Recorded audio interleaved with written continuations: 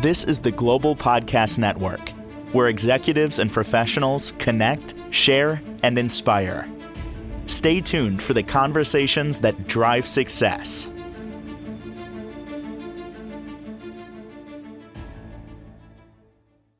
Every time we get together with her, I'm blown away by the creativity, the design, all that goes into what she and her team does.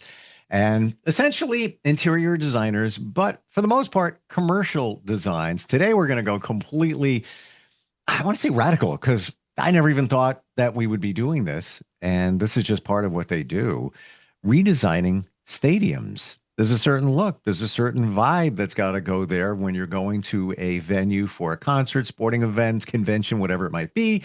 And this is what they do. MSA Interiors, Marcy Sagel joins us again on the program. How are you doing today? Doing great. Thank you. Happy belated Thanksgiving. Likewise.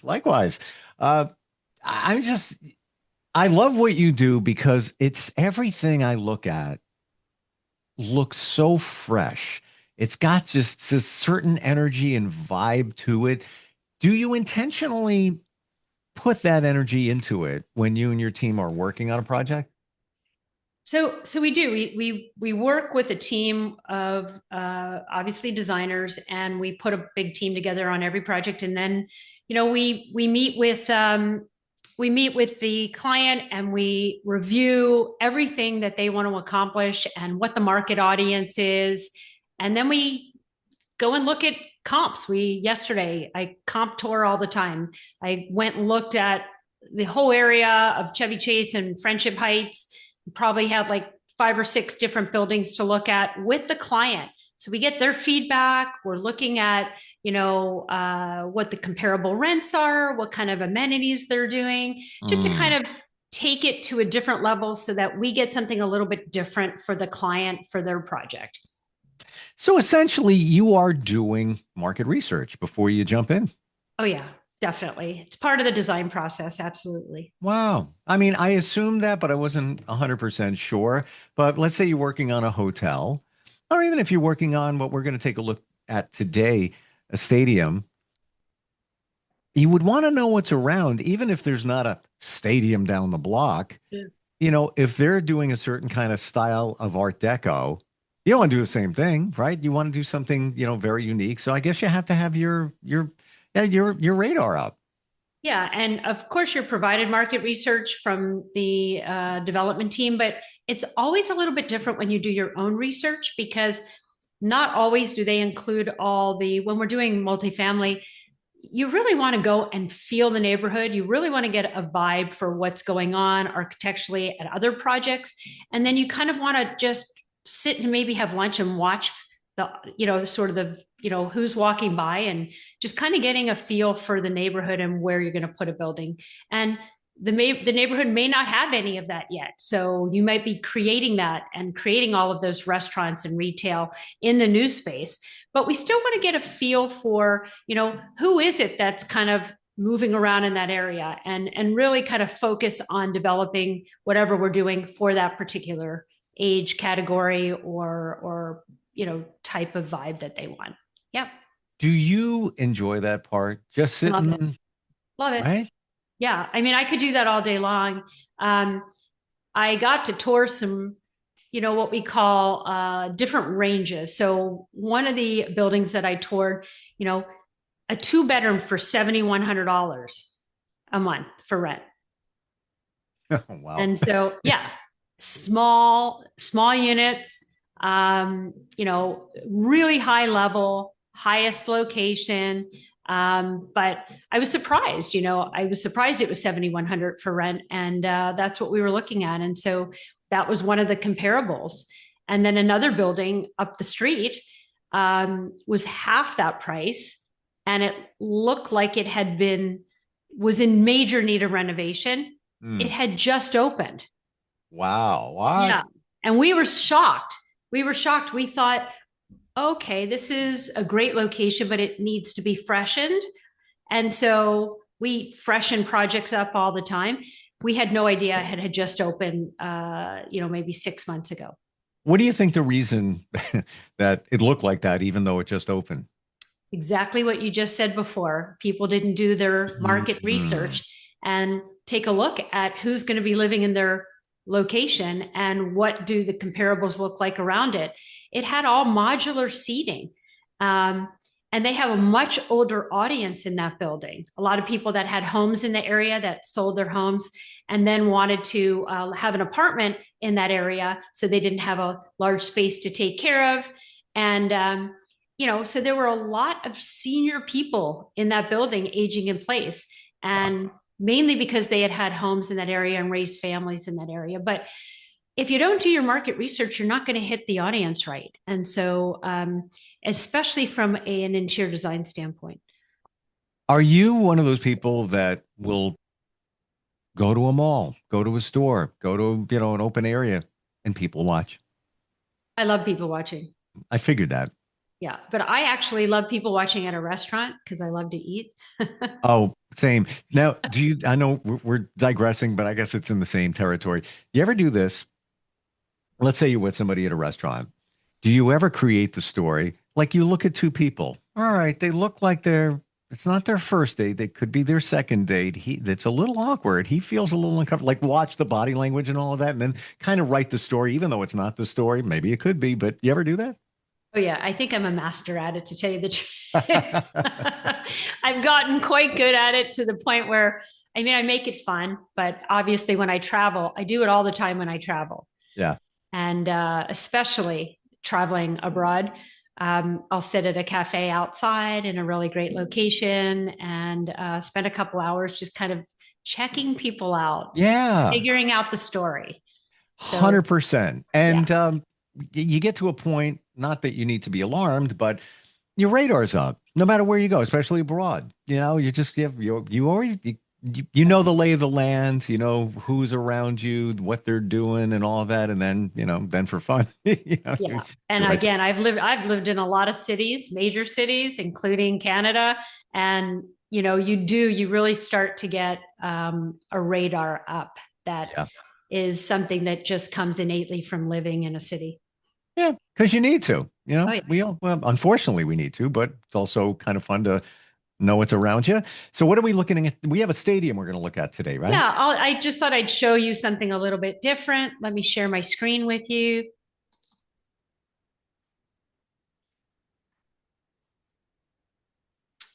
So I wanted to pop up a before and Hmm. after, because I think it's really important to take a look at when we're renovating an active stadium, we Sure. have to work in between very short time frames that they have. Really? Yeah.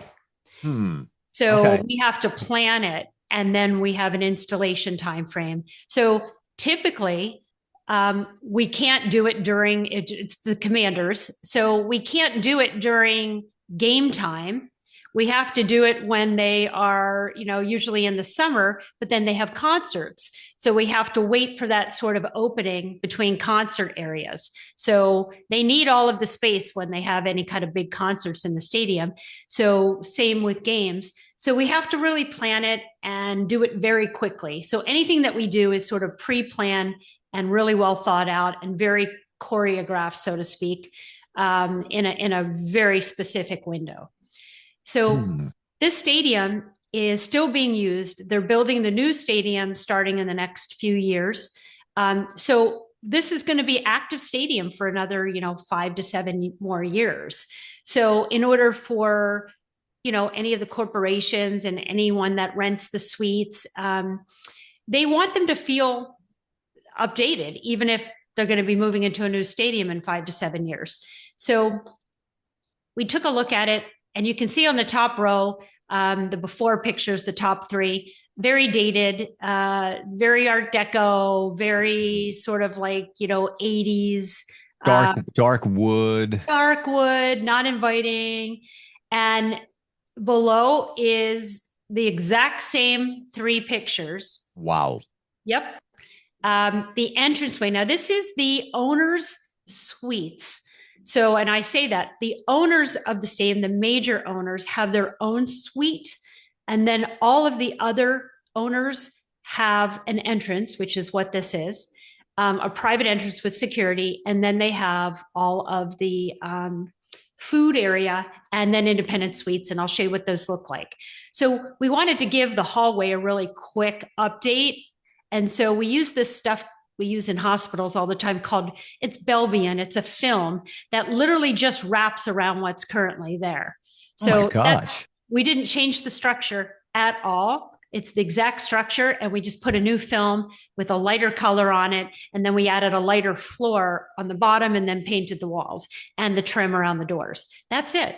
I mean, pretty simple. That is so cool because looking at this one picture where the before, and I'm talking about the one over to the right, Mm-hmm. it's not as dark as the others, but I would think that the after looks like you put in new granite, new tile, whatever it might be. That's a film. That's amazing. Yeah, it's a film. And then the middle one, we did recreate the structure for the food. We did rebuild that just because it did need it. And then, but everything else is the same. And then we put a new structure in for the check-in for the actual suites. But, So just to understand this for sure, it's a common food area, and then off to the sides are individual suites, and it's all of the suites belong to individual owners. that is correct. It's Yeah. just So one as area. you go down the hallways on the right, each one of those are private suites that are owned by the actual owners of the team. Yeah. Got it. It reminds me, the dark wood thing reminds me of an old upscale restaurant or even a bank. And it's funny when I look at that, I think, I guess back in the day it was like, oh, this is regal. This is, opulent. When we look at it now, it's like, what were they thinking? Yeah. You know what I'm saying? And I don't know. I guess it's because we trend away from that, and bright, lighter, airy is a thing now. Mhm. Yeah. So this is the entranceway to the owner suites. Yep. And obviously it feels very high level Yeah, for sure. and has a lighter look. The major owners of the team, the wife really likes things light and airy. Yep. So all of the colors that she likes are sort of creams, beiges, and lighter woods. And I think that's fine. I think it looks fantastic. And an interesting ceiling too. I don't know what that's called. Not a tray ceiling. What is that? What would you call that? So we were working with these are just ceiling tiles, they're called. So they come already manufactured and we place them into a grid system and put lighting in them. Well, with that, I don't where it's sectioned off. That's what I'm talking about up at the ceiling there. I'm not really sure. It's not molding, but it's sectioned off, and then you have the chandeliers in the middle. It's just a nice little treatment. Yeah. And then I'll just show you. This is the food area. Mm, So everyone comes out of the owner suites and they come into this area, and there's really high level food and all kinds of different stations and places for you to go and eat. So nice. it's kind of fun. Now you mentioned the hallway is the film to change the what's on the walls, make it lighter. What did you do in this common food area to make that to get rid of that dark wood thing? Yeah, well, we took everything out in this area except for the ceiling. So we lightened everything up in the entire thing. And the centerpiece in the middle of the commissary, we made an arched area there with shelves for different types of liquor that's available that we would put out there for the bartender to be able to let people pick and choose from that sort of shelving area. And we did put new flooring in, new tile, new carpet insets, and again, very quick. Everything is very fast in these types of jobs. Understandably so. How long do you think it took to get this area completed? 3 weeks. Oh my gosh, Yeah. that's crazy. Yeah, it is crazy. It looks amazing. Like your team's got to be on point, from start to finish. Well, they had a coordination team from the stadium that we've been working with. They're amazing, and and the contractor was amazing. And so everybody works together, and it's just, we have a very tight schedule. You hit it exactly. We were installing furniture while they were literally had probably 20 crew members in there. And I had to say, guys, you got to leave till I get this stuff in place. Because I had crews coming with trucks of furniture. And so we just needed it to be cleared out with all of their stuff that they were doing contracting work with. So we're used to that. We just have to kind of walk in and say, okay, guys, we need the space for 2 hours. And then you can have it back. Yeah. How do you not get stressed out, or do you? I mean, the clock is ticking on this, and things are going to present, things will pop up. You didn't plan them, but now we got a big game coming up in 2.5 weeks. And how do you get above that? So I'm used to that, to be honest. I don't let things really stress me out. I'm all about solutions. So basically, the only thing that we had a problem with really coming down to the wire were the chairs for the actual suites, which are probably the most important thing that we needed. So we were literally on the phone every single day, taking it all the way up to whoever we needed to take it up to, and basically saying, rent a truck, whatever you got to do, those things need to be here on this day. And every single day I want somebody calling me, telling me, is this happening? So that's pretty much as stressful as this job gets. And we had it managed. We had called the right people. We started putting pressure on them from the beginning. They had agreed to a certain date, and then all of a sudden they're missing some parts for some of the pieces. And we're like, we don't want to hear that. We need to get the pieces, or you're going to be shipping us, 100 chairs, basically, that you're going to have to come back and pick up if we don't have these chairs. Point.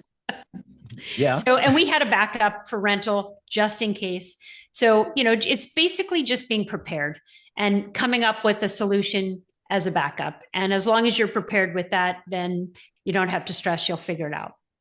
Marcy, do you feel that because of your experience and overcoming challenges along the way, that built up your resilience? So you don't go into freak mode, you go into solution mode. Yeah. I think I've always been in solution mode. I think obviously it's furniture. It's not life and death, and finishes. Things happen. Sometimes we've ordered inset carpets, from a foreign country, and it doesn't come in. So I call up the flooring installer, and I pay for a lending carpet. I'm like, okay, we're going to use this temporarily. We're not going to glue it down. We're going to just cut it in and put the furniture on top of it. And in 3 more weeks, the real thing comes in.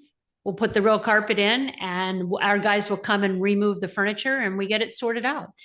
It's just, the solutions are really all that clients care about. It's going to have, every job's going to have nuances and issues and things that come up. And so you just have to come up with solutions. And, as long as you put the client first and really make sure that we're giving them exactly what is good for them, and no cost, we don't think about cost, we just make it happen. And so when we deliver a job, if there's a problem, we figure it out, and we just get the solutions that the client needs for the time. And then we'll get it back to where it's supposed to be within the next few weeks, or, if something ran over, or that kind of thing.